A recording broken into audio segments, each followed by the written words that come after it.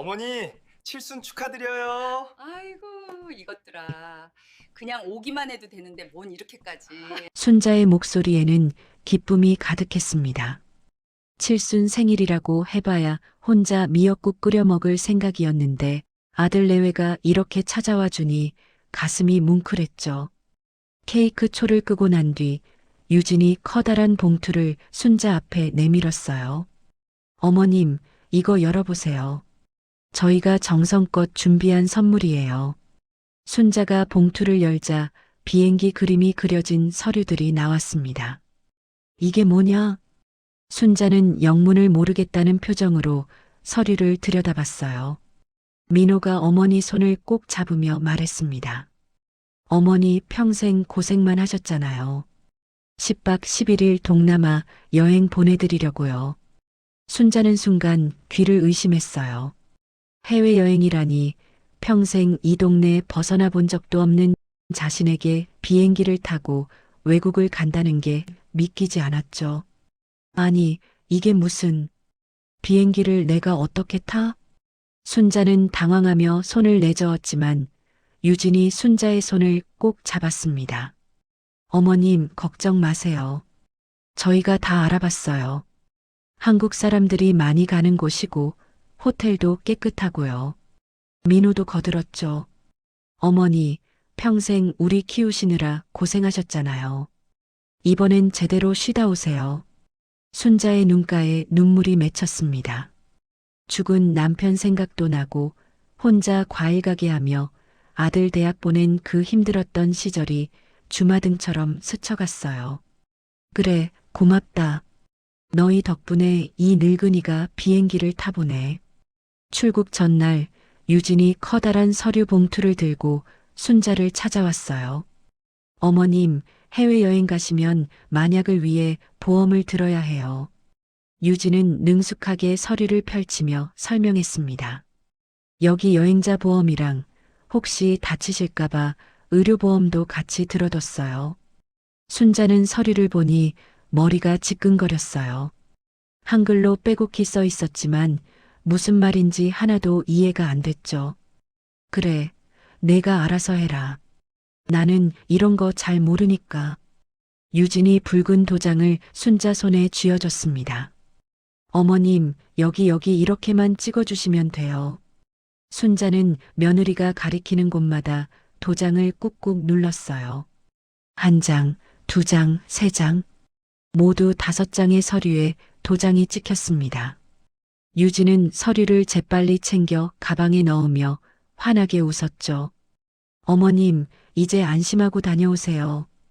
다음 날 아침 민호와 유진은 순자를 공항까지 데려다 줬어요. 순자는 생전 처음 보는 거대한 공항 건물에 입이 떡 벌어졌습니다. 아이고, 여기가 공항이구나. 텔레비전에서만 보던 곳인데. 민호가 체크인을 도와주고 짐을 붙이는 동안 유진은 핸드폰으로 누군가와 계속 문자를 주고받았어요. 어머니, 저희는 일이 있어서 먼저 가볼게요. 즐거운 여행 되세요. 유진의 목소리는 밝았지만 눈빛은 어딘가 조급해 보였습니다. 순자는 출국장으로 들어가며 손을 흔들었죠. 그래, 너희도 고생한다. 다녀올게. 공항을 빠져나온 유진은 곧바로 차에 올라탔습니다. 조수석에는 서류 가방이 놓여 있었고 유진은 그 안에서 순자의 도장이 찍힌 서류들을 꺼내 확인했어요. 집 매매 위임장, 예금 해지 동의서, 재산 처분 동의서. 모든 서류에는 순자의 도장이 또렷하게 찍혀 있었습니다. 유진은 입꼬리를 올리며 중개사무소 주소를 내비게이션에 입력했죠. 10일이면 충분해. 그 사이에 다 정리하면 돼. 차는 빠르게 중개사무소를 향해 달려갔습니다. 같은 시각 순자는 비행기에 몸을 실었어요. 좌석에 앉아 창밖을 바라보는 순자의 얼굴에는 설렘이 가득했습니다. 아들 며느리가 이런 큰 선물을 준비하다니. 순자는 가슴이 뭉클했어요. 평생 남 좋은 일만 시키며 살았는데 이제야 자식 덕을 보는구나 싶었죠. 비행기가 이륙하며 구름 위로 올라갔습니다. 순자는 창밖 풍경을 신기하게 바라보며 조용히 중얼거렸어요. 고마워, 민호야. 유진아. 덕분에 행복하다. 하지만 그녀는 몰랐습니다. 이 순간 그녀의 집과 전 재산이 낯선 사람 손으로 넘어가고 있다는 걸. 순자는 10박 11일의 여행을 마치고 집으로 돌아왔어요. 가방엔 아들과 며느리를 위해 산 기념품이 가득했고 얼굴엔 여행의 피로가 묻어 있었지만 표정만은 환했습니다. 그래도 집이 최고야. 빨리 들어가서 씻고 쉬어야지. 순자는 대문 앞에 섰습니다. 그런데 이상했어요. 대문에 걸려있던 이순자 명패가 사라지고 박민수라는 낯선 이름이 붙어 있었죠. 응? 이게 뭐지? 순자는 눈을 비비며 다시 확인했지만 분명 자기 집 주소가 맞았어요. 대문을 열려는데 안에서 낯선 남자가 나왔습니다. 누구세요? 30대로 보이는 남자는 순자를 경계하는 눈빛으로 쳐다봤어요. 순자는 당황하며 물었습니다. 아니, 여기가 제 집인데요? 당신은 누구세요? 남자는 황당하다는 표정을 지었죠. 무슨 소리예요? 여기 우리가 일주일 전에 산 집인데요. 혹시 사기꾼 아니세요? 순자는 머리가 띵해졌어요. 뭐라고요? 일주일 전에 샀다고? 그때 남자 뒤로 젊은 여자와 어린아이가 나왔습니다. 여보, 무슨 일이에요? 이 할머니가 여기가 자기 집이래요. 순자는 가방을 떨어뜨리며 소리쳤습니다. 내가 평생 산 집이에요. 30년을 여기서 살았다고요. 남자는 핸드폰을 꺼내며 말했어요. 할머니, 지금 거짓말 하시는 거면 경찰 부를 거예요. 여기 매매 계약서 다 있어요. 순자의 다리에 힘이 풀렸습니다. 무슨 일인지 도무지 이해할 수가 없었어요. 아들한테 전화해봐야 해. 순자는 떨리는 손으로 핸드폰을 꺼내 민호에게 전화를 걸었죠. 하지만 전화는 꺼져 있었습니다. 고객님의 전화는 꺼져 있거나 며느리 유진에게도 전화했지만 역시 꺼져 있었어요. 그때 옆집 김씨 할머니가 나왔습니다. 순자 씨, 어머, 언제 오셨어요? 순자는 김씨 할머니를 붙잡았어요. 김씨, 우리 집에 무슨 일 있었어요? 저 사람들이 자기네 집이래요. 김씨 할머니는 난처한 표정을 지었습니다. 아이고, 그거. 며느리가 일주일 전에 이삿짐 빼는 거 봤어요. 순자 씨 여행 간 사이에요. 순자는 그 자리에 주저앉았죠. 뭐라고요? 유진이가? 김씨 할머니가 순자를 일으켜 세웠어요. 일단 우리 집으로 가요. 거기서 이야기해요. 김씨 할머니 집 거실에서 순자는 떨리는 손으로 다시 아들에게 전화를 걸었습니다. 이번엔 민호가 전화를 받았어요. 여보세요? 민호의 목소리는 어딘가 조심스러웠습니다. 민호야, 나다 엄마야. 집에 무슨 일이 있었냐? 왜 다른 사람들이 살고 있어? 순자의 목소리는 울음이 섞여 있었죠. 잠시 침묵이 흘렀습니다. 어머니, 그게... 민호는 말을 제대로 잇지 못했어요. 그게 뭐야? 당장 말해봐. 순자가 소리치자 전화기 너머로 유진의 목소리가 들렸습니다. 이리 줘봐. 유진이 전화를 받았어요. 어머님, 지금 집에 못 들어가시죠? 유진의 목소리는 차가웠습니다. 순자는 온몸에 소름이 돋았어요. 유진아, 대체 무슨 짓을 한 거냐? 유진이 차갑게 대답했습니다. 어머님께서 여행 가시기 전에 서류에 도장 찍으셨잖아요. 그게 집 매매 동의서였어요. 머릿속이 하얘졌습니다. 뭐라고? 그게 보험 서류라고 했잖아. 유진은 비웃듯 말했죠. 어머님이 잘못 보신 거예요. 서류에 다 한글로 써 있었는데요. 순자는 숨이 막혔어요. 너희가 날 속인 거구나. 어머님, 어차피 나중엔 다 우리 거잖아요. 조금 일찍 정리한 것 뿐이에요. 유진의 말에 순자는 전화기를 놓칠 뻔했습니다. 너희가 사람이냐? 이게 사람이 할 짓이냐? 순자가 울부짖자 전화가 끊겼어요. 다시 걸었지만 이번엔 아예 전원이 꺼져버렸습니다. 김씨 할머니가 순자의 등을 쓰다듬었죠. 아이고, 순자씨. 좋아요. 순자는 은행으로 달려갔습니다. 혹시나 하는 마음에 예금을 확인하러 간 거예요. 창구 직원이 통장을 확인하더니 고개를 저었습니다. 고객님, 이 통장은 일주일 전에 해지되었습니다. 순자의 얼굴이 새하얘졌어요. 해지? 내가 해지한 적 없는데요? 직원이 컴퓨터 화면을 보여줬습니다. 여기 보시면 본인 도장과 신분증 사본으로 처리됐습니다. 순자는 그 자리에서 비틀거렸어요. 2억. 평생 모은 2억이 한순간에 사라진 겁니다. 아니야. 이럴 수가. 순자는 은행 밖으로 나와 길바닥에 주저앉았습니다. 지나가던 사람들이 쳐다봤지만 순자는 아무것도 보이지 않았어요. 귀에서는 유진의 차가운 목소리가 맴돌았습니다. 어차피 나중엔 다 우리 거잖아요. 순자의 가슴이 찢어지는 것 같았죠. 내가 평생을 모아며 산 거지. 순자는 그대로 의식을 잃고 쓰러졌습니다. 지나가던 행인이 119에 신고했고 순자는 응급차에 실려 병원으로 갔어요. 의사가 순자의 상태를 확인했습니다. 과로와 극심한 스트레스로 쓰러지신 겁니다. 며칠 입원이 필요해요. 김씨 할머니가 병원비를 대신 내주었죠. 순자 씨, 정신 차려요. 이러다 큰일 나요. 순자는 천장을 멍하니 바라봤습니다. 눈물이 주르르 흘러내렸어요.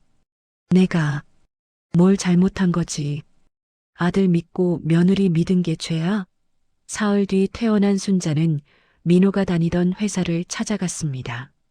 하지만 경비 아저씨가 고개를 저었어요. 김민호 씨요? 2주 전에 그만뒀는데요.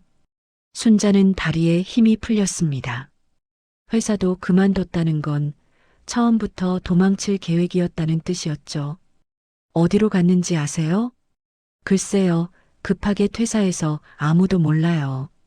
순자는 휴게실 의자에 앉아 하염없이 울었습니다. 평생 키운 아들에게 이렇게 버림받을 줄은 꿈에도 몰랐어요. 김씨 할머니가 경찰서에 함께 가져왔습니다. 순자는 떨리는 목소리로 사건을 설명했죠. 며느리가 저를 속여서 집과 예금을 다 가져갔어요. 경찰은 서류를 작성하며 물었습니다. 도장은 본인 것이 맞나요? 네, 제 도장이에요. 하지만 보험 서류라고 속여서 찍게 한 거예요. 경찰은 난처한 표정을 지었어요. 할머니, 그게 도장이 본인 거고 서명도 했으면 법적으로는 동의한 걸로 봐요. 순자는 눈앞이 캄캄해졌습니다. 그럼 저는 어떻게 해요? 평생 모은 재산인데. 경찰이 명함을 건넸죠. 법률구조공단에 가보세요. 거기서 무료 상담 받을 수 있어요. 순자는 법률구조공단을 찾아갔습니다. 젊은 변호사가 서류를 검토했어요. 한참을 보던 변호사가 고개를 저었습니다. 할머니, 솔직히 말씀드리면 이기기 어려워요. 순자의 얼굴이 굳었죠. 왜요? 저를 속인 건데. 변호사가 설명했습니다. 서류에 다 한글로 명시되어 있고 본인 도장도 찍혔어요. 법원에서는 할머니가 내용을 확인하지 않은 걸로 볼 거예요. 순자는 그 자리에 주저앉았습니다. 그럼 저는 이제 어떻게 살아요? 변호사도 안타까운 표정을 지었지만 더 해줄 말이 없었어요. 낡은 빌라 3층, 초인종을 누르자 50대 여자가 문을 열었어요. 누구세요? 유진의 어머니였습니다. 순자는 떨리는 목소리로 말했죠. 저, 유진이 시어머니예요. 유진이 어디 있는지 아세요? 유진 어머니는 난처한 표정을 지었습니다. 아이고, 시어머니. 저희도 유진이랑 연락이 안 돼요. 순자는 현관문을 붙잡았어요. 그럼 어디로 갔는지 아시는 거 없어요? 제발이요. 유진 어머니가 한숨을 쉬었습니다. 시어머니, 들어오세요. 이야기 좀 해야 할 것 같네요. 좁은 거실에 앉은 순자에게 유진 어머니가 물을 건넸죠. 사실 저희도 유진이 때문에 골치예요. 1년 전부터 돈 빌려달라고 난리였거든요. 순자의 눈이 커졌습니다. 돈을요? 유진 어머니가 고개를 끄덕였어요. 무슨 투자한다고 몇 번 빌려줬는데 다 날렸대요. 그 뒤로는 저희가 거절했죠. 순자는 주먹을 불끈 쥐었습니다. 그래서 제 돈을 노린 거군요. 유진 어머니는 미안한 표정으로 고개를 숙였어요. 정말 죄송해요. 제가 딸을 잘못 키웠어요. 순자는 울컥했지만 꾹 참았습니다. 유진이 친구들 연락처라도 아세요? 어디로 갔는지 알아야 할 것 같아서요. 유진 어머니가 핸드폰을 뒤적이더니 번호를 하나 알려줬죠. 미숙이라고 유진이 친한 친구예요. 혹시 모르니 연락해보세요. 순자는 종이에 번호를 적어 집을 나섰습니다. 감사합니다. 그럼 저는 뒤돌아 나오는 순자의 등이 굽어 보였어요. 순자는 미숙에게 전화를 걸었습니다. 미숙은 처음엔 경계했지만 순자가 시어머니라는 걸 알고 만나주기로 했어요. 동네 카페에서 만난 미숙은 40대 초반의 여자였습니다. 시어머님, 유진이한테 무슨 일 있으셨나 봐요? 순자는 지금까지의 일을 차근차근 설명했죠. 미숙의 얼굴이 점점 굳어졌습니다. 세상에, 유진이가 그렇게까지. 순자가 물었어요. 유진이가 무슨 투자를 했다는 건가요? 미숙은 한숨을 푹 쉬었습니다. 1년 전에 유진이가 저한테 좋은 투자 있다고 했어요. 한 달에 10% 수익을 준대요. 순자는 이야기를 듣고 있었죠. 처음엔 진짜 돈이 들어왔어요. 그래서 저도 더 넣고 주변 사람들도 소개했어요. 미숙의 목소리가 떨렸습니다. 그런데 3개월 뒤에 갑자기 연락이 끊겼어요. 알고 보니 다단계 사기였던 거죠. 순자는 숨이 막혔어요. 그럼 유진이도 돈을 잃은 거예요? 미숙이 고개를 끄덕였습니다. 네, 유진이는 5천만 원을 넣었대요. 그런데 그게 빌린 돈이었대요. 순자는 머리를 감쌌습니다. 그러니까 빚을 갚으려고 제 돈을.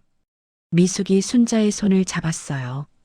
시어머님, 제 돈도 2천만 원 날렸어요. 저도 유진이 원망해요. 유진이 소개로 투자했거든요. 순자는 미숙을 바라봤습니다. 유진이가 지금 어디 있는지 아세요? 미숙이 고개를 저었죠. 저도 연락이 안 돼요. 한 달 전부터 전화도 안 받고. 순자는 절망감에 휩싸였습니다. 카페를 나온 순자는 민호 회사 동료에게 연락을 했어요. 김씨 할머니가 알아봐준 번호였습니다. 동료는 난처해하면서도 민호의 새 전화번호를 알려줬죠. 제가 이러는 것도 좀 그렇긴 한데. 할머니 목소리가 너무 애절하셔서요. 순자는 떨리는 손으로 번호를 눌렀습니다. 신호음이 울렸고 민호가 전화를 받았어요. 여보세요? 민호야, 나다. 엄마야. 침묵이 흘렀습니다. 한참 뒤 민호가 작은 목소리로 말했죠. 어머니. 순자는 울음을 터뜨렸습니다. 민호야, 제발 엄마 좀 만나자. 이게 무슨 짓이냐? 민호의 목소리도 떨렸어요. 어머니, 죄송해요. 정말 죄송해요. 순자가 소리쳤습니다. 죄송하면 다야? 엄마 평생 모은 돈인데 집까지 다 빼앗아 가고. 민호는 한동안 말이 없었어요. 유진이가 빚쟁이들한테 쫓기고 있었어요. 순자는 주저앉았습니다. 그래서 엄마를 이렇게 만든 거냐? 그게 사람이 할 짓이냐? 민호가 울먹이며 말했죠. 유진이가 안 갚으면 우리 둘 다 위험하다고 했어요. 어쩔 수 없었어요. 순자는 온몸이 부들부들 떨렸습니다. 너는 내 아들 맞냐? 30년을 키운 게 이거냐? 민호의 목소리가 더 작아졌어요. 어머니, 저도 괴로워요. 괴로우면 다야. 당장 나와서 무릎 꿇고 빌어. 집이랑 돈 다 돌려놔. 순자가 소리치자 전화가 끊겼습니다. 순자는 다시 전화를 걸었지만 이번엔 받지 않았어요. 몇 번을 더 걸었지만 계속 신호음만 울렸습니다. 순자는 길바닥에 주저앉아 통곡했죠. 내가 뭘 잘못했길래 이런 벌을 받는 거야. 지나가던 사람들이 쳐다봤지만 아무도 다가오지 않았습니다. 순자는 혼자였어요. 세상에 혼자 버려진 기분이었죠. 그날 밤 순자는 갈 곳이 없어 동네 교회를 찾아갔습니다. 교회 목사님이 쉼터를 소개해 줬어요. 할머니, 여기서 당분간 지내세요. 밥도 주고 잘 곳도 있어요. 쉼터는 노숙자들이 머무는 곳이었습니다. 순자는 평생 남신세 안 지고 살았는데 이제 남의 도움으로 겨우 잠자리를 얻게 됐죠. 침대에 누운 순자는 천장을 바라봤습니다. 이게 내 인생의 끝인가? 눈물이 볼을 타고 흘러내렸어요. 일주일 뒤 목사님이 무료 법률 상담을 소개해 줬습니다. 젊은 변호사가 순자의 이야기를 들었어요. 할머니, 며느리분이 사기죄로 고소할 수는 있어요. 순자의 눈에 희망이 보였습니다.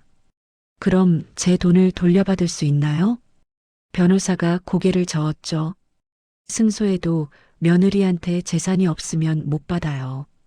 그리고 승소 가능성도 솔직히 낮아요. 순자는 다시 절망에 빠졌습니다. 그럼 저는 이대로 끝인가요?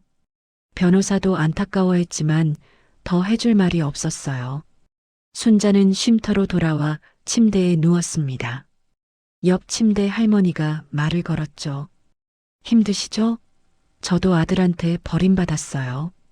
순자는 눈물을 닦으며 고개를 끄덕였습니다. 우리 같은 사람이 맞나 봐요. 할머니가 손을 꼭 잡아줬어요. 그래도 살아야죠. 뭐? 순자는 천장을 바라보며 생각했습니다. 나는 이제 어떻게 살아야 하지? 하지만 아무런 답도 떠오르지 않았죠. 한 달이 흘렀습니다. 순자는 쉼터에서 근근히 지내고 있었어요. 매일 공원 벤치에 앉아 멍하니 시간을 보냈죠. 이렇게 살다가 죽는 건가? 순자는 삶의 의욕이 완전히 사라진 상태였습니다. 그때 쉼터 목사님이 구청 사회복지사를 데려왔어요. 이순자 할머니시죠? 실버타운에 자리가 났습니다. 순자는 고개를 들었습니다. 실버타운이요? 복지사가 설명했어요. 정부에서 운영하는 곳이에요. 어려운 분들이 무료로 지낼 수 있어요. 순자는 눈물이 났습니다. 제가 그런 데까지 가야 하나요? 복지사가 순자의 손을 잡았죠. 할머니, 거기 가시면 밥도 주고 방도 따로 있어요. 여기보단 훨씬 나아요. 순자는 고개를 끄덕였습니다. 알겠습니다. 가겠습니다. 일주일 뒤 순자는 실버타운에 입소했어요. 실버타운은 외곽에 있는 3층 건물이었습니다. 복도에는 할머니, 할아버지들이 지팡이를 짚고 천천히 걸어 다녔죠. 여기가 할머니 방이에요. 직원이 2인실 방문을 열었습니다. 작은 방에는 침대 2개와 옷장이 있었어요. 룸메이트는 강은희 할머니세요. 곧 오실 거예요.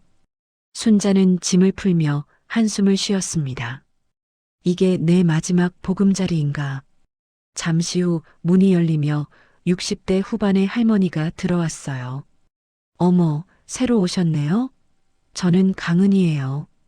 은희는 순자보다 밝은 표정이었습니다. 순자는 일어나 인사했죠. 안녕하세요. 이순자입니다.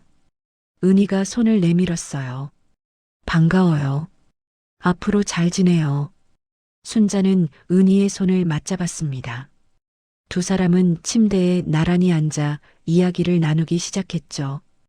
은희가 먼저 물었습니다. 어떻게 여기까지 오시게 됐어요? 순자는 잠시 망설이다 자신의 이야기를 꺼냈어요. 아들과 며느리에게 배신당한 이야기, 집과 재산을 잃은 이야기. 은희는 순자의 손을 꼭 잡으며 들었습니다. 세상에, 정말 힘드셨겠어요. 순자는 눈물을 닦았죠. 이제 다 끝났어요. 포기했어요. 은희가 고개를 저었습니다. 아니에요. 아직 끝난 게 아니에요. 순자는 은희를 쳐다봤어요. 무슨 말씀이세요? 은희가 말했습니다. 저도 비슷한 일을 겪었어요. 남편한테 재산을 다 빼앗겼죠. 순자의 눈이 커졌습니다. 정말요? 은희가 고개를 끄덕였어요. 그런데 저는 싸워서 일부라도 돌려받았어요. 법무사로 일했거든요.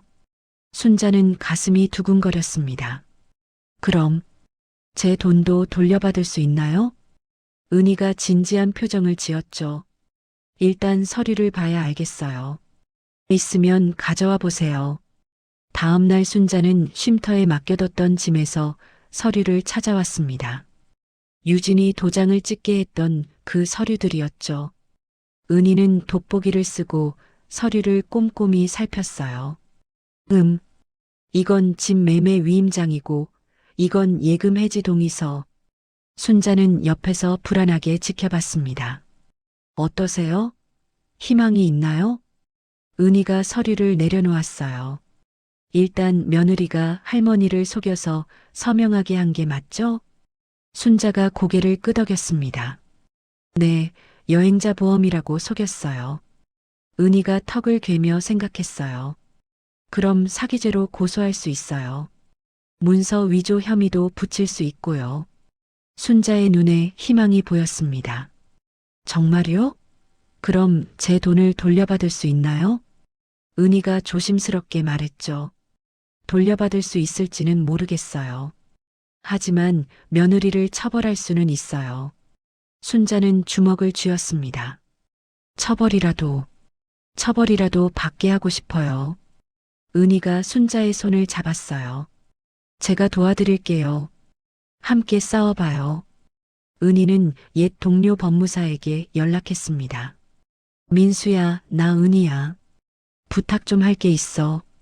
전화 너머 남자가 반갑게 대답했어요. 은희 선배님, 오랜만이에요. 무슨 일이세요? 은희가 순자의 사건을 설명했습니다. 며느리가 시어머니 재산을 가로챈 사건인데 재산 처분 내역 좀 추적해 줄 수 있어? 민수가 잠시 생각하더니 대답했죠. 그 정도는 할 수 있어요. 시간 좀 주세요. 은희는 전화를 끊고 순자에게 말했습니다. 며느리가 돈을 어디에 썼는지 알아볼 거예요. 일주일 뒤 민수에게서 연락이 왔어요. 선배님 조사했어요. 돈이 이상한 곳으로 흘러갔어요. 은희는 핸드폰을 스피커로 틀었습니다. 어디로 갔는데? 민수가 설명했어요.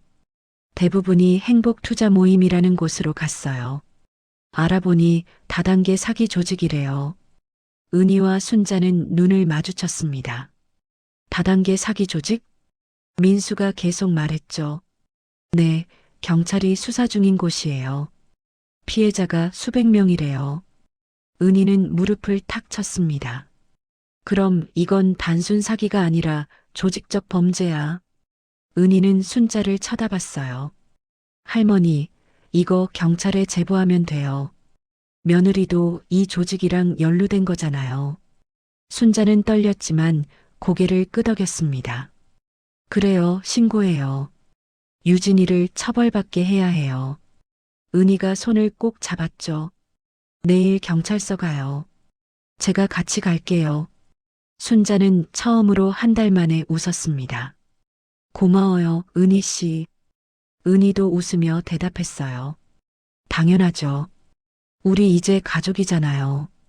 다음 날 아침 은희와 순자는 경찰서를 찾아갔습니다. 민원실 경찰관이 두 사람을 맞이했어요. 무슨 일로 오셨어요? 은희가 차분하게 설명했습니다. 경제 사기 사건인데요. 다단계 조직이랑 연루된 것 같아요. 경찰관의 표정이 진지해졌죠. 잠깐만 기다리세요. 담당 형사 불러올게요. 잠시 후 50대 남자 형사가 나왔습니다. 저는 경제사기 전담장 형사입니다. 어떤 사건이신가요? 은희는 순자를 앞으로 나서게 했어요. 순자는 떨리는 목소리로 자신의 이야기를 했습니다. 며느리에게 속아 도장을 찍은 일, 집과 예금을 모두 잃은 일. 장 형사는 처음엔 시큰둥한 표정이었어요. 할머니, 그건 민사 문제 아닌가요? 가족 간 문제는. 은희가 서류를 꺼내 보여줬습니다. 형사님, 이것 좀 보세요. 돈이 행복 투자 모임으로 흘러갔어요. 장 형사의 눈빛이 변했습니다. 뭐라고요? 행복 투자 모임? 장 형사는 서류를 꼼꼼히 살폈어요. 이거 우리가 지금 수사 중인 조직이에요. 순자와 은희가 눈을 마주쳤습니다. 장 형사가 계속 말했죠. 이 조직 때문에 피해자가 300명이 넘어요. 피해액만 50억이 넘고요. 순자는 숨이 막혔어요. 그럼 유진이도 그 조직 사람인가요? 장 형사가 고개를 끄덕였습니다. 가능성이 높아요. 며느리분 연락처 알려주시겠어요? 순자는 유진의 전화번호를 알려줬습니다.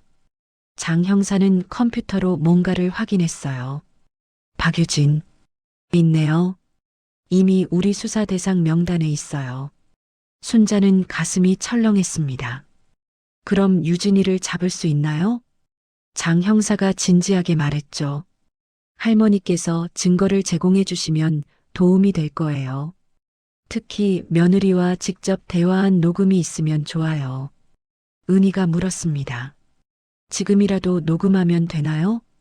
장 형사가 고개를 끄덕였어요. 네, 며느리를 만나서 자백을 받아내세요. 우리가 협조하겠습니다. 순자는 두려웠습니다. 형사님, 저 무서워요. 유진이를 다시 만나는 게. 은희가 순자의 손을 꼭 잡았어요. 제가 같이 갈게요. 걱정 마세요. 장 형사도 말했습니다. 주변에 저희 형사들이 대기할게요. 위험하면 바로 들어갈 테니 안심하세요. 순자는 떨리는 손으로 물잔을 들었습니다. 알겠어요. 해볼게요. 장 형사가 작은 녹음기를 건넸죠. 이거 옷 안쪽에 달고 가세요. 자동으로 녹음돼요. 은희와 민수 법무사가 유진의 행방을 추적했습니다. 휴대폰 위치 추적으로 유진이 머무는 곳을 알아냈어요. 외곽 원룸이에요. 혼자 숨어 사는 것 같아요. 은희가 순자에게 주소를 보여줬습니다. 순자는 그 종이를 보며 눈물을 삼켰어요. 여기로 가면 되는 거죠? 은희가 고개를 끄덕였습니다. 네, 제가 근처까지 같이 갈게요. 형사님들도 대기하고 계실 거예요. 순자는 가슴에 녹음기를 달았습니다. 이제 끝을 봐야죠. 이틀 뒤 순자는 은희와 함께 유진의 원룸이 있는 건물 앞에 섰습니다. 낡은 3층 빌라였어요. 주변에는 장 형사와 다른 형사들이 일반인처럼 위장에 대기하고 있었죠. 할머니, 녹음기 작동하죠? 은희가 순자의 옷깃을 만지며 확인했습니다. 순자는 떨리는 목소리로 대답했어요. 네, 켜져 있어요. 은희가 순자의 어깨를 토닥였습니다. 용기 내세요. 제가 계단 아래에서 기다릴게요. 순자는 고개를 끄덕이고 계단을 올라갔습니다. 2층 끝방 문패에 아무 이름도 없었어요. 순자는 떨리는 손으로 초인종을 눌렀습니다. 한참 뒤 문 열리는 소리가 났고 유진이 얼굴을 내밀었죠. 누구세요? 유진은 순자를 보자 얼굴이 굳었습니다. 순자는 차갑게 말했어요. 나다, 시어머니. 유진은 당황하며 문을 닫으려 했지만 순자가 문을 밀었습니다. 도망가지 마. 할 말이 있어. 유진은 어쩔 수 없이 문을 열었어요. 좁은 원룸은 어지럽게 흩어진 짐들로 가득했습니다. 유진은 순자를 쳐다보지도 못하고 바닥만 봤죠. 어머님, 어떻게 여길? 순자는 방 안으로 들어가 문을 닫았습니다. 너, 나한테 할 말 없냐? 유진은 입술을 깨물었어요. 죄송해요. 순자는 주먹을 불끈 쥐었습니다. 죄송하면 다야? 내 평생 모은 돈을 어떻게 이럴 수 있어? 유진은 소파에 주저앉았어요. 어머님, 저도 어쩔 수 없었어요. 순자가 소리쳤습니다. 어쩔 수 없다고? 그게 무슨 말이야? 유진은 고개를 들었죠. 얼굴은 초췌했고 눈 밑에는 다크서클이 가득했습니다. 저 빚이 있었어요. 1억 5천. 순자는 숨을 크게 들이쉬었어요. 빚? 그래서 내 돈을 훔친 거야? 유진이 울먹였습니다. 훔친 게 아니에요. 잠깐 빌린 거예요. 순자는 어이가 없었어요. 빌렸다고? 내 허락도 안 받고? 속여서 도장 찍게 하고? 유진은 대답을 못했습니다. 순자가 다시 물었죠. 그 돈 어디에 썼어? 빚 갚는데? 유진이 고개를 끄덕였어요. 네. 빚쟁이들이 매일 찾아와서 무서웠어요. 순자는 한숨을 쉬었습니다. 그 빚은 어떻게 생긴 거야? 유진은 잠시 망설이다 말했어요. 투자했다가 잃었어요. 순자가 물었습니다. 무슨 투자? 유진은 고개를 숙였죠. 행복 투자 모임이라고 친구가 소개해줬어요. 순자의 눈이 번쩍 떠졌습니다. 그게 사기 조직이라는 거 알고 있었어? 유진이 울음을 터뜨렸어요. 처음엔 몰랐어요. 진짜 돈이 들어왔거든요. 순자는 차갑게 물었습니다. 그래서 그걸로 더 큰 빚을 진 거야? 유진이 고개를 끄덕였습니다. 네. 더 벌려고 친척들한테도 빌렸어요. 순자는 주먹을 쥐었어요. 그러니까 너는 사기를 당한 거고 그 빚을 갚으려고 나를 속인 거지. 유진이 바닥만 쳐다봤습니다. 순자가 다시 물었죠. 내 돈으로 빚을 다 갚았어? 유진이 고개를 저었어요.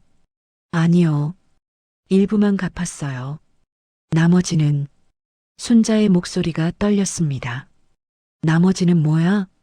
유진이 작은 목소리로 대답했어요. 그 모임에 다시 투자했어요.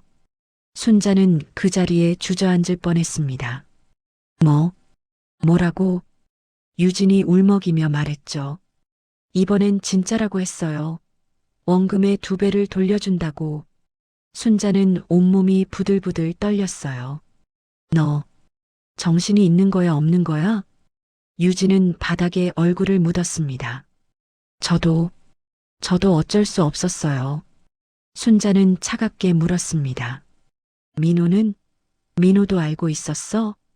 유진이 고개를 들었어요. 남편은 처음엔 몰랐어요. 순자가 다그쳤습니다. 처음엔? 그럼 나중엔 알았다는 거야? 유진이 고개를 끄덕였죠. 네. 집 팔 때 서류에 서명했어요. 순자는 가슴이 찢어지는 것 같았습니다. 그럼 둘 다 나를 속인 거네. 둘 다. 유진이 변명했어요. 어머님, 저희도 살려고 그런 거예요. 순자는 냉정하게 말했습니다. 살려고? 그래서 늙은 시어머니는 죽어도 상관없다는 거야? 유진은 아무 말도 못했어요. 순자가 계속 물었습니다. 너 지금 후회는 하냐? 유진이 울면서 대답했죠. 네, 후회해요. 정말 죄송해요. 순자는 차갑게 웃었습니다. 후회? 잡혀서 벌 받을까봐 후회하는 거지? 유진이 고개를 들었어요. 아니에요. 진짜 후회해요. 순자는 일어서며 말했습니다. 거짓말. 내 눈빛을 보니 알아. 넌 후회 안 해. 유진이 순자의 다리를 붙잡았어요. 어머님, 제발요. 경찰에 신고 안 하셨죠? 순자는 유진의 손을 뿌리쳤습니다. 왜? 무서워? 유진이 울부짖었죠. 제발요. 저 감옥 가면 안 돼요. 제발. 순자는 차갑게 내려다봤습니다. 너도 알고 있었구나. 내가 죄를 지었다는 걸. 유진은 바닥에 엎드려 울었어요. 순자가 마지막으로 물었습니다. 한 가지만 물어볼게. 처음부터 계획한 거였어? 나를 해외여행 보내고 그 사이에 재산을 빼돌리는 거? 유진은 대답하지 않았습니다. 순자가 다시 물었죠. 대답해. 처음부터 계획이었냐고. 유진이 작은 목소리로 대답했어요. 네. 순자는 눈을 감았습니다. 눈물이 주르르 흘러내렸죠. 그래. 그렇구나. 순자는 문을 향해 걸어갔습니다. 유진이 뒤에서 소리쳤어요. 어머님, 제발 한 번만 용서해 주세요. 순자는 돌아보지 않고 말했습니다. 용서? 그건 법이 결정할 거야. 순자는 문을 열고 나갔습니다. 복도에서 은희가 기다리고 있었어요. 할머니, 다 녹음됐어요? 순자는 고개를 끄덕이며 은희의 품에 안겼습니다. 다 끝났어요. 계단 아래에서 장 형사가 올라왔어요. 할머니, 수고하셨어요. 이제 우리가 할게요. 형사 3명이 유진의 방으로 들어갔습니다. 박유진 씨 사기죄와 문서위조 혐의로 체포합니다. 유진의 비명소리가 복도에 울려 퍼졌죠. 싫어. 안 돼. 제발. 하지만 형사들은 유진에게 수갑을 채웠습니다. 순자는 그 모습을 보며 눈물을 흘렸어요. 이게 끝인가? 경찰차가 유진을 싣고 떠났습니다. 은희가 순자의 어깨를 감싸며 말했죠. 할머니, 잘하셨어요. 정말 용감하셨어요. 순자는 고개를 저었습니다. 용감한 게 아니에요. 그냥 살고 싶었어요. 은희가 손을 꼭 잡았어요. 이제 시작이에요. 재판에서 이겨야죠. 순자는 고개를 끄덕였습니다. 네. 끝까지 싸울 거예요. 두 사람은 실버타운으로 돌아가는 버스에 올랐어요. 한 달 뒤 검찰에서 연락이 왔습니다. 유진이 사기죄와 문서 위조죄로 기소됐다는 소식이었어요. 순자는 검사를 만나러 검찰청에 갔습니다. 30대 여자 검사가 순자를 맞이했죠. 이순자 할머니시죠? 저는 이 사건 담당 김 검사예요. 순자는 떨리는 손으로 검사와 악수했습니다. 네, 잘 부탁드려요. 김 검사가 서류를 펼쳤어요. 할머니 덕분에 증거를 많이 확보했어요. 녹음 파일이 결정적이었어요. 김 검사가 설명을 이어갔습니다. 며느리분이 속한 행복투자 모임도 전부 적발됐어요. 주범들은 이미 구속됐고요. 순자는 가슴이 두근거렸어요. 그럼 제 돈을 돌려받을 수 있나요? 김 검사는 조심스럽게 말했죠. 그건 재판 결과를 봐야 해요. 하지만 가능성은 있어요. 순자는 눈물을 닦았습니다. 감사합니다. 정말 감사합니다. 김 검사가 순자의 손을 잡았어요. 할머니, 재판 때 증인으로 서야 해요. 괜찮으시죠? 순자는 고개를 끄덕였습니다. 재판 날짜가 잡혔어요. 순자는 은희와 함께 법원에 갔습니다. 법정은 생각보다 엄숙했고 판사석 앞에는 유진이 죄수복을 입고 앉아 있었죠. 순자는 유진을 보는 순간 가슴이 철렁했습니다. 저 사람이 내 며느리였는데. 은희가 손을 꼭 잡아줬어요. 할머니, 힘내세요. 재판이 시작됐습니다. 판사가 서류를 보며 말했죠. 피고인 박유진, 사기죄와 문서 위조죄로 기소됐습니다. 피고인 혐의를 인정합니까? 유진의 변호사가 일어섰어요. 재판장님, 피고인은 범행을 부분적으로만 인정합니다. 김 검사가 반박했습니다. 재판장님, 피고인은 피해자를 의도적으로 속여 재산을 가로챘습니다. 녹음 파일이 이를 증명합니다. 판사가 순자를 쳐다봤어요. 증인 이순자, 증인석으로 나오세요. 순자는 떨리는 다리로 증인석에 섰습니다. 선서를 하고 자리에 앉았죠. 김 검사가 순자에게 물었습니다. 증인, 피고인이 어떻게 서류에 도장을 찍게 했나요? 순자는 떨리는 목소리로 대답했어요. 여행자 보험이라고 속였어요. 제가 글을 잘 못 읽어서 믿고 도장을 찍었습니다. 김 검사가 다시 물었죠. 증인은 집을 팔거나 예금을 해지할 생각이 있었나요? 순자는 고개를 저었습니다. 아니요, 전혀요. 그 집에서 평생 살 생각이었어요. 유진의 변호사가 반문했어요. 증인, 서류에는 한글로 명시돼 있었습니다. 확인하지 않은 건 증인 책임 아닌가요? 순자는 눈물을 닦으며 대답했습니다. 저는 며느리를 믿었어요. 가족을 믿는 게 잘못인가요? 변호사가 다시 물었죠. 하지만 법적으로는 서명과 날인이 있으면 동의로 봅니다. 김 검사가 끼어들었어요. 재판장님, 피고인이 의도적으로 피해자를 속인 정황이 명백합니다. 녹음 파일을 들려드리겠습니다. 법정에 녹음 파일이 재생됐습니다. 유진의 목소리가 울려 퍼졌어요. 어차피 나중엔 다 우리 거잖아요. 조금 일찍 정리한 것뿐이에요. 법정이 술렁였습니다.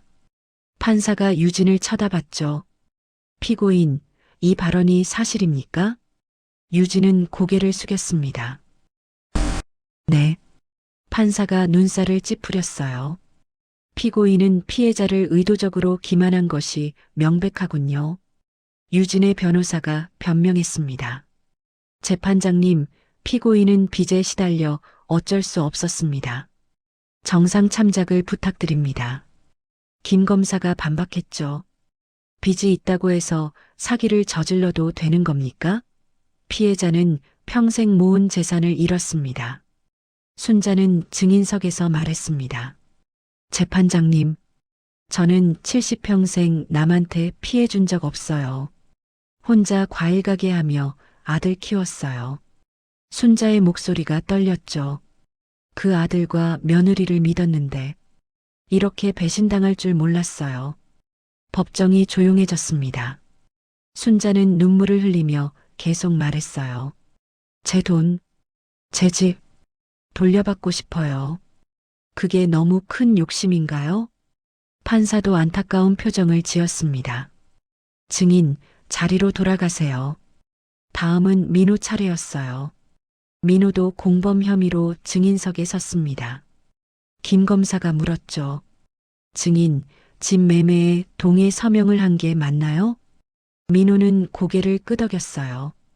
네, 맞습니다. 피해자인 어머니께 알리지 않고 서명한 겁니까? 민호는 대답을 못했습니다. 김 검사가 다시 물었어요. 대답하세요. 어머니 몰래 한 겁니까? 민호가 작은 목소리로 대답했죠. 네. 판사가 민호를 쳐다봤습니다. 피고인 김민호, 당신은 왜 어머니를 속였습니까? 민호는 눈물을 흘렸어요. 아내가 빚쟁이들한테 쫓긴다고 했어요. 저도 어쩔 수 없었어요. 판사가 차갑게 말했습니다. 어쩔 수 없다는 말로 정당화할 수 있는 행위가 아닙니다. 민호는 바닥만 쳐다봤죠.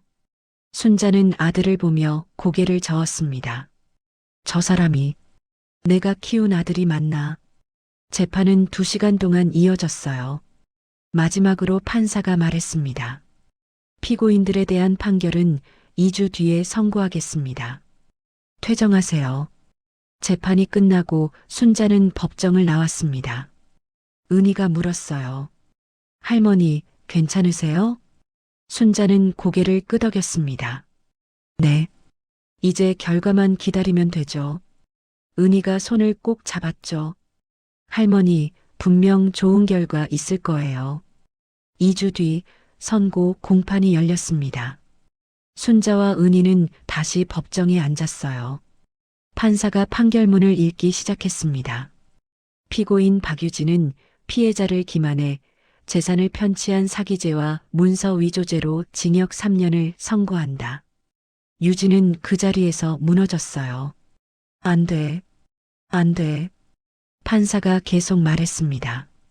피고인 김민호는 공범으로 징역 1년 6개월의 집행유예 2년을 선고한다. 민호는 고개를 푹 숙였죠. 판사가 마지막으로 말했습니다. 피고인들은 피해자에게 집과 예금을 반환하라. 이상 선고를 마칩니다. 순자는 그 말을 듣는 순간 눈물이 쏟아졌어요. 돌려받을 수 있어. 돌려받을 수 있어. 은희가 순자를 껴안았습니다. 할머니, 이겼어요. 이겼어요. 법정 밖으로 나온 순자는 하늘을 올려다봤습니다. 감사합니다. 정말 감사합니다. 은희가 웃으며 말했죠. 할머니, 이제 집으로 돌아갈 수 있어요. 판결이 나온 뒤 순자는 집을 되찾는 절차를 시작했습니다. 김 검사가 도와줘서 일은 생각보다 순조로웠어요. 현재 집에 살던 박민수 씨 가족도 법원 판결을 받아들였죠. 할머니, 저희도 몰랐어요. 급하게 사느라. 박민수는 미안한 표정이었습니다. 순자는 고개를 저었어요. 아니에요. 당신들도 피해자예요. 박민수 가족은 보상금을 받고 이사를 갔습니다. 한 달 뒤 순자는 다시 자신의 집 대문 앞에 섰어요. 30년을 살았던 그 집이었습니다. 대문에는 다시 이순자 명패가 걸려 있었죠. 순자는 떨리는 손으로 대문을 열었습니다. 다녀왔습니다. 마당에는 예전에 심었던 장미꽃이 그대로 피어 있었어요. 순자는 꽃을 쓰다듬으며 눈물을 흘렸습니다. 정말 돌아왔구나. 은희가 뒤에서 짐을 들고 들어왔죠. 할머니, 저도 들어가도 돼요? 순자는 환하게 웃으며 손을 내밀었습니다. 당연하죠. 이제 우리 집이에요. 집안은 텅 비어 있었어요. 유진이 가져간 가구들은 대부분 돌아오지 않았습니다. 하지만 순자는 개의치 않았죠. 새로 꾸미면 되죠, 뭐. 은희가 거실을 둘러봤습니다. 할머니, 여기 소파 놓고 저기 식탁 놓으면 좋겠어요. 순자는 고개를 끄덕이며 웃었어요. 그래요. 우리 둘이 천천히 꾸며봐요. 두 사람은 손을 맞잡고 웃었습니다. 집은 비어 있었지만 마음만은 가득 찼죠. 예금도 일부 돌려받았어요. 유진이 다단계 조직에 날린 돈은 회수할 수 없었지만 은행에 남아있던 7천만 원은 돌아왔습니다. 순자는 은행 통장을 보며 안도의 한숨을 쉬었어요. 이것만이라도 감사하죠. 은희가 순자의 어깨를 두드렸습니다. 할머니, 이 돈으로 뭐 하고 싶으세요? 순자는 잠시 생각했어요. 글쎄요. 일단 집 수리부터 해야죠. 은희가 웃으며 말했습니다. 그럼 저희 둘방도 예쁘게 꾸며요. 순자는 은희의 손을 꼭 잡았죠. 고마워요, 은희 씨. 당신이 없었으면 이렇게 못했을 거예요. 그날 저녁 순자는 집 마당에 앉아 있었습니다. 석양이 지고 있었고 하늘은 붉게 물들어 있었어요. 문득 현관문이 열리는 소리가 들렸습니다. 순자는 고개를 돌렸죠. 민호가 서 있었어요. 어머니. 민호는 초췌한 모습이었습니다. 순자는 민호를 쳐다보다가 다시 하늘을 바라봤어요. 무슨 일이냐? 민호가 마당으로 들어왔습니다. 민호는 순자 앞에 무릎을 꿇었어요. 어머니, 용서해 주세요. 제발이요. 순자는 표정 하나 변하지 않았습니다. 용서? 민호는 고개를 조아렸죠. 저도 잘못했어요. 아내한테 끌려서 정신을 못 차렸어요. 순자는 차갑게 웃었습니다. 끌려서 30년 키운 아들이 그런 변명을 하는구나. 민호는 눈물을 흘렸어요. 어머니, 제발 한 번만 용서해 주세요. 순자는 민호를 내려다봤습니다. 민호야, 너 기억나냐? 순자가 물었습니다. 내가 초등학교 3학년 때 급식비가 없어서 울었던 거. 민호는 고개를 숙였어요. 순자는 계속 말했습니다. 엄마가 과일 가게 매출로 급식비 내줬지. 그날 저녁은 굶었지만 민호의 어깨가 떨렸습니다. 내가 대학 갈 때도 등록금이 없었어. 엄마가 은행에서 빚을 내서 보냈어. 순자의 목소리는 담담했죠. 30년을 너만 보고 살았어. 민호는 바닥에 이마를 박았습니다. 죄송합니다.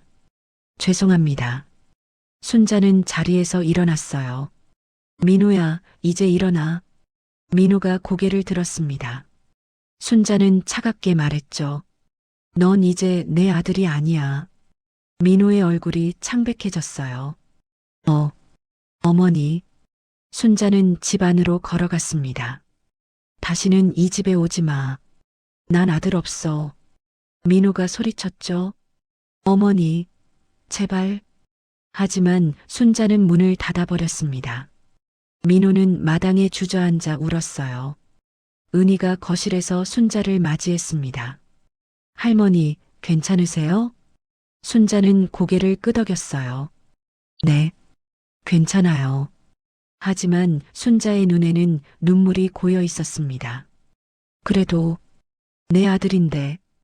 은희가 순자를 안아줬죠. 할머니, 우셔도 돼요. 참지 마세요. 순자는 은희의 품에서 한참을 울었습니다. 30년 키운 아들을 포기한다는 게 얼마나 아픈 일인지 은희는 알고 있었어요. 일주일 뒤 순자는 실버타운 친구들을 집으로 초대했습니다. 은희와 함께 지내던 할머니 셋이 저녁을 먹으러 왔죠.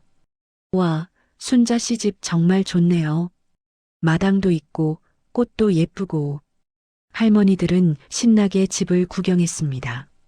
순자는 부엌에서 음식을 준비했어요. 오늘 제가 잔치국수 끓였어요. 맛있게 드세요. 할머니들이 식탁에 둘러앉았습니다. 밥을 먹으며 한 할머니가 물었어요. 순자 씨, 아들은 어떻게 됐어요? 순자는 잠시 멈칫했습니다. 글쎄요. 이제 상관없어요. 은희가 순자의 손을 꼭 잡았죠. 다른 할머니가 말했습니다. 순자 씨, 우리가 있잖아요. 우리가 가족이에요. 순자는 눈시울이 붉어졌어요. 고마워요, 정말. 할머니들은 웃으며 국수를 먹었습니다. 집안에는 웃음소리가 가득했죠. 저녁을 먹고 난 뒤 은희가 제안했어요. 할머니들, 우리 정기적으로 모임 만들어요. 한 할머니가 물었습니다. 무슨 모임? 은희가 설명했죠. 우리처럼 가족한테 피해본 노인들 도와주는 모임이요. 순자의 눈이 반짝였어요. 좋은 생각이에요. 다른 할머니도 동의했습니다. 저도 법률 상담 받고 싶은 사람들 많이 봤어요. 은희가 웃으며 말했죠. 그럼 우리 시니어 권익보호 모임 만들어요. 할머니들은 박수를 쳤습니다. 순자는 가슴이 벅찼어요. 제 경험이 다른 분들한테 도움이 될 수 있겠네요. 은희가 고개를 끄덕였습니다. 그럼요. 할머니 이야기 들으면 용기 얻을 사람 많을 거예요. 순자는 창밖을 바라봤습니다. 어둠이 내려앉고 있었지만 가로등 불빛이 환하게 빛나고 있었죠. 이제 새로운 시작이네요. 할머니들은 손을 맞잡고 웃었습니다. 6개월이 흘렀습니다. 순자와 은희가 만든 시니어 권익보호 모임은 이제 회원이 30명이 넘었어요. 매주 토요일마다 순자의 집에서 모임을 열었습니다. 오늘도 거실에는 할머니, 할아버지들이 모여 앉아 있었죠. 오늘은 이런 사건이 있었어요. 한 할머니가 자신의 이야기를 꺼냈습니다. 딸이 제 통장을 몰래 해지했대요. 순자는 고개를 끄덕이며 들었어요. 어떻게 하셨어요? 할머니가 대답했습니다. 은행에서 연락이 와서 알았어요. 은희가 노트북을 열었습니다. 일단 경찰에 신고하셔야 해요. 그리고 은행 거래 내역을 출력하세요. 할머니는 메모를 했죠. 알겠습니다. 감사해요, 은희 씨. 순자가 말했습니다. 혼자 해결하려 하지 마세요. 우리가 다 도와드릴게요. 할머니는 눈물을 닦으며 고개를 숙였어요. 정말 고마워요. 모임 회원들은 서로를 위로하고 격려했습니다. 순자는 이런 모습을 보며 뿌듯함을 느꼈죠. 모임이 끝난 뒤 한 젊은 여자가 찾아왔어요. 혹시 이순자 할머님 계세요? 순자가 현관으로 나갔습니다. 네, 제가 이순자인데요. 여자는 방송국 명함을 꺼냈죠. 저는 시니어 방송 작가예요. 할머니 이야기를 들었는데 방송에 출연해 주실 수 있을까요? 순자는 당황했습니다. 방송이요? 제가요? 작가가 설명했어요. 네, 노인 사기 피해를 다루는 프로그램이에요. 할머니처럼 이겨낸 사례를 소개하고 싶어요. 순자는 잠시 망설였습니다. 은희가 옆에서 말했죠. 할머니 하세요. 많은 사람들한테 용기를 줄 수 있어요. 순자는 고개를 끄덕였어요. 알겠습니다. 제가 도움이 될 수 있다면요. 작가는 기뻐하며 말했습니다. 감사합니다. 다음 주에 촬영 일정 잡을게요. 순자는 명함을 받아들었습니다. 제 이야기가 정말 도움이 될까요? 작가가 웃으며 대답했죠. 물론이죠. 할머니는 영웅이세요. 일주일 뒤 순자는 방송국 촬영에 참여했어요. 스튜디오에는 많은 카메라와 조명이 있었습니다. 진행자가 순자를 의자에 앉혔죠. 할머니, 긴장하지 마세요. 편하게 이야기하시면 돼요. 순자는 떨리는 손을 무릎에 올려놓았습니다. 네, 알겠습니다. 카메라가 돌아가기 시작했어요. 진행자가 물었습니다. 할머니, 어떻게 이런 일을 겪으셨나요? 순자는 천천히 자신의 이야기를 시작했습니다. 아들과 며느리를 믿었어요. 가족이니까요. 순자의 목소리는 차분했습니다. 하지만 그 믿음이 저를 무너뜨렸어요. 진행자가 공감하며 들었죠. 순자는 계속 말했습니다. 집과 돈을 잃고 실버타운에 갔을 때 전 포기했어요. 이대로 죽는구나 싶었죠. 스튜디오가 조용해졌습니다. 하지만 그곳에서 은희 씨를 만났어요. 그분이 희망을 줬어요. 순자는 웃으며 말했어요. 혼자서는 못 이겼을 거예요. 함께였기에 가능했어요. 진행자가 물었습니다. 지금 같은 처지의 노인들에게 해주고 싶은 말씀이 있으세요? 순자는 카메라를 똑바로 쳐다봤어요. 포기하지 마세요. 나이가 많다고 힘이 없다고 포기하지 마세요. 순자의 눈빛은 단호했습니다. 우리도 권리가 있어요. 우리도 싸울 수 있어요. 진행자는 눈시울을 붉혔죠. 정말 감동적인 말씀이세요. 순자는 고개를 끄덕였습니다. 저처럼 혼자 힘들어하는 분들 연락 주세요. 우리가 도와드릴게요. 카메라가 멈췄고 스태프들이 박수를 쳤습니다. 방송이 나간 뒤 순자에게 전화가 빗발쳤어요. 비슷한 처지의 노인들이 도움을 요청했습니다. 할머니, 저도 딸한테 속았어요. 저도 아들이 제 집을 팔아버렸어요. 순자는 하루에도 수십 통의 전화를 받았죠. 은희가 걱정하며 물었습니다. 할머니, 너무 힘드시면 쉬세요. 순자는 고개를 저었어요. 아니에요. 이분들한테 전 마지막 희망일 수도 있어요. 순자는 밤늦게까지 전화를 받으며 상담을 해줬습니다. 어느 날 순자는 복지관에서 강연을 하게 됐어요. 100명이 넘는 노인들이 모여 있었습니다. 순자는 단상에 서서 마이크를 잡았죠. 안녕하세요. 이순자입니다. 노인들이 박수를 쳤습니다. 순자는 자신의 이야기를 들려줬어요. 가족이라는 이름으로 노인을 속이는 범죄가 너무 많습니다. 청중들은 고개를 끄덕이며 들었죠. 서류에 도장 찍을 때 꼭 확인하세요. 가족이라도 의심하세요. 한 할머니가 손을 들었습니다. 그래도 가족인데 어떻게 의심해요? 순자는 진지하게 대답했어요. 저도 그렇게 생각했어요. 하지만 지금 생각하면 확인하는 게 의심이 아니에요. 순자는 잠시 멈췄다가 말했습니다. 그건 나 자신을 지키는 거예요. 평생 일해서 모은 재산을 지키는 거예요. 청중들이 고개를 끄덕였죠. 순자는 계속 말했습니다. 나이가 많다고 무시당하면 안 돼요. 우리도 당당하게 권리를 주장해야 해요. 강연이 끝나자 많은 노인들이 순자에게 다가왔습니다. 고마워요, 할머니. 용기를 얻었어요. 순자는 한 명 한 명 손을 잡아주며 격려했어요.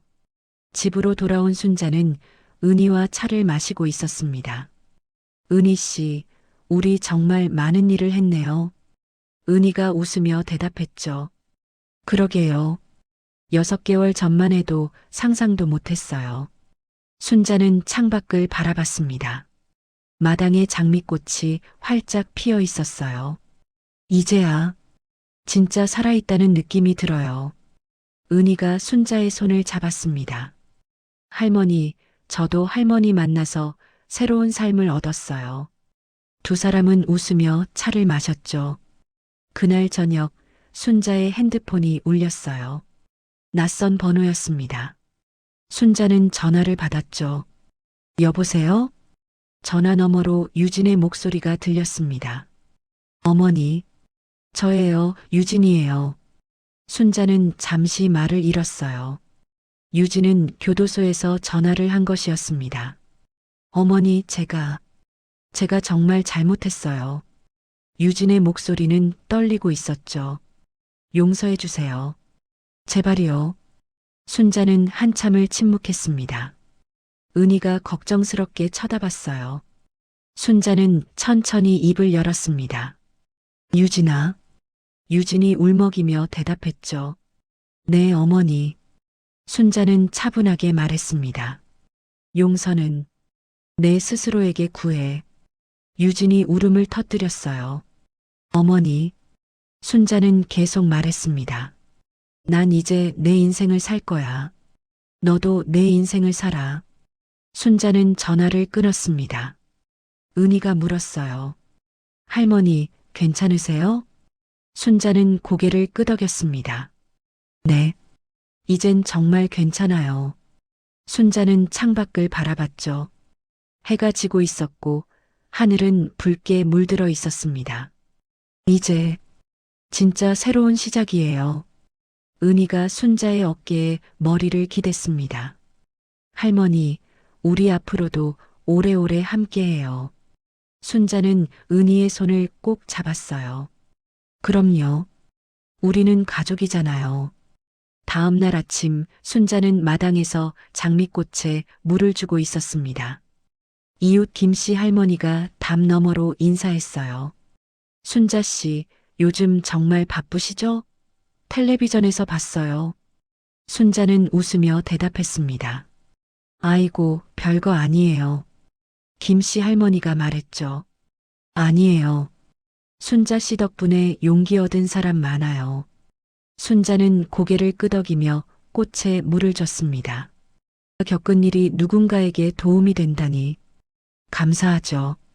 집안에서는 은희가 아침 식사를 준비하고 있었어요. 할머니, 밥 먹어요. 순자는 마당을 한번 둘러보고 집으로 들어갔습니다. 식탁에는 따뜻한 된장찌개와 김치, 계란말이가 놓여 있었죠. 와, 맛있겠다. 두 사람은 마주 앉아 밥을 먹었습니다. 오늘 오후에 실버타운 가죠? 은희가 물었어요. 순자는 고개를 끄덕였습니다. 그래요.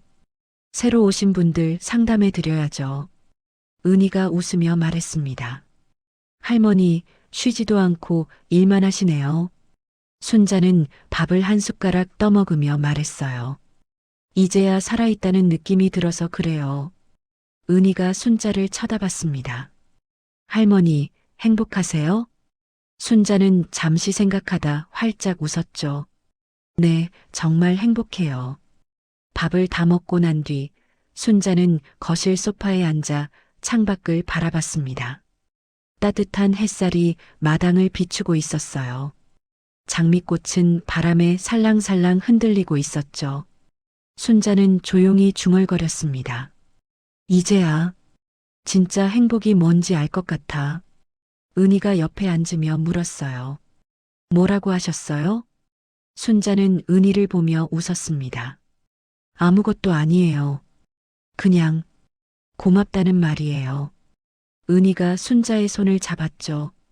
저도 고마워요, 할머니. 두 사람은 햇살이 비치는 거실에 나란히 앉아 있었습니다. 집안에는 따뜻한 평화가 가득했어요. 문득 현관 초인종이 울렸습니다. 은희가 일어나 문을 열었죠. 누구세요? 문 밖에는 모임 회원 할머니들이 서 있었습니다. 순자 씨 계세요? 오늘 같이 실버타운 가기로 했잖아요. 순자는 자리에서 일어나며 웃었어요. 아이고, 벌써 시간이 이렇게 됐네. 순자는 외투를 걸치고 현관으로 나갔습니다. 자, 그럼 출발할까요? 할머니들은 웃으며 함께 걸어갔죠. 골목길을 걸으며 순자는 하늘을 올려다봤어요. 파란 하늘에는 구름 한 점 없었습니다. 정말 좋은 날이네. 옆에서 은희가 말했습니다. 할머니, 앞으로도 이런 날만 있을 거예요. 순자는 고개를 끄덕이며 웃었죠. 그럼요. 우리가 함께니까요. 할머니들은 손을 맞잡고 길을 걸었습니다. 그들의 뒷모습은 든든하고 따뜻해 보였어요. 순자는 걸으면서 생각했습니다. 70평생 살면서 이렇게 행복한 적이 있었나? 가족에게 버림받고 모든 걸 잃었지만 오히려 그 덕분에 진짜 가족을 만났어요. 진짜 행복을 찾았죠. 인생은 정말 알 수 없네. 순자는 조용히 웃으며 앞으로 걸어갔습니다. 앞길은 멀었지만 함께 걸을 사람들이 있었어요. 그것만으로도 충분했습니다.